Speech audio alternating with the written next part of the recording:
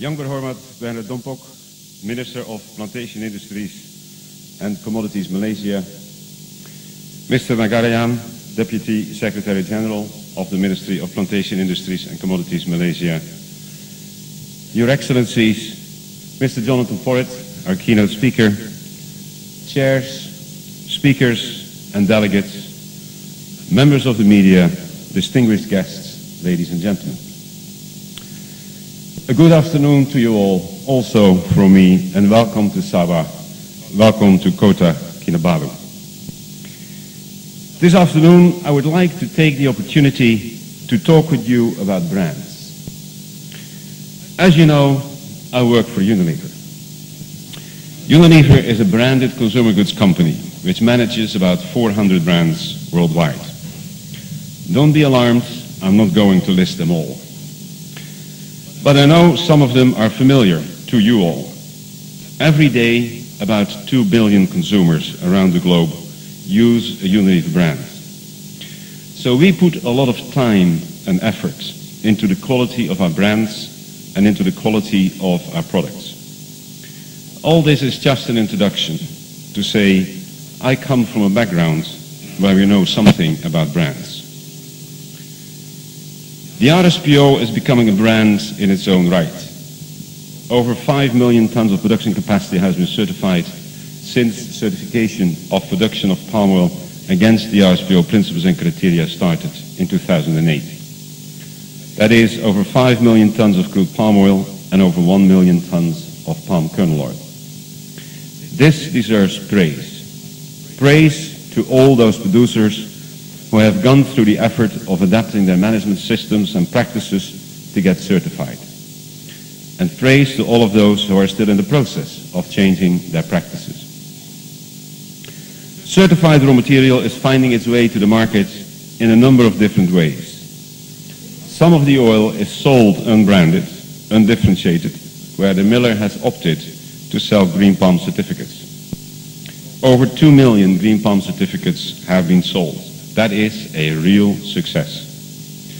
Some oil is sold through supply chain models which allow for branding of the oil. One option is mass balance, which allows for some mixing with uncertified oil, and the other one is segregated, keeping certified oil segregated from non-certified oil. Now, let's talk about the value of brands. Brands embody a set of values and promises. When you buy your favorite brand of kitchen cleaner, for example, you know it will do the job well. You trust the brand.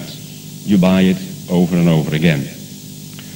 Brands help you convey a message without having to list all the benefits. That's why brands make communication easier, more effective, simple. The message RSPO wants to communicate is RSPO certified palm oil has been produced in a sustainable way. And this means that RSPO certified palm oil comes with a number of assurances. That good agronomic practices have been applied. That biodiversity is protected. That no high conservation value areas have been converted.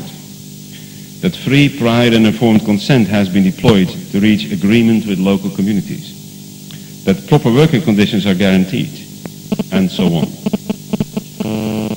RSPO have created and registered the RSPO trademark. This helps users of certified palm oil to communicate all the benefits to their customers and consumers. This is because the market is beginning to understand the benefits, the assurances that the RSPO trademark, the brand, communicates. But, and I know that this is an issue that is heavily on your minds, not all RSPO certified palm oil is being sold as certified. The value of the brand is not being used. Why is that? Let me offer two possibilities. The first possibility is that palm oil users are dragging their feet for no good reason. RSPO members have all signed up to the Code of Conduct, which means they have all committed to production, procurement, and use of sustainable palm oil. Many of them even committed publicly to a target date in the not too distant future, 2015 or 2016. Too many of them, apparently, wait until the last moment to translate that commitment into a demand in the market. They have not started to buy certified palm oil. My warning to them is this: if suppliers do not see a growth in demand, they will not increase supply. That is how markets work. So if all users of palm oil wait until 2015 to start buying CSPO, there will not be enough CSPO available in 2015. Waiting to start buying certified palm oil sends the wrong signal. Here is a second possibility. The RSPO brand isn't strong enough. It fails to convey the necessary assurances to the market. It is like a cleaner that fails to clean. This apparent lack of credibility can be assigned to a lack of cooperation and uptake by growth. Cannot be assigned to a lack of cooperation and uptake by growers, nor a lack of rigor in the standard setting process. This is all well documented. There is, however, a growing list of grievance cases where RSPO members are being challenged or even accused of not adhering to the RSPO P&C.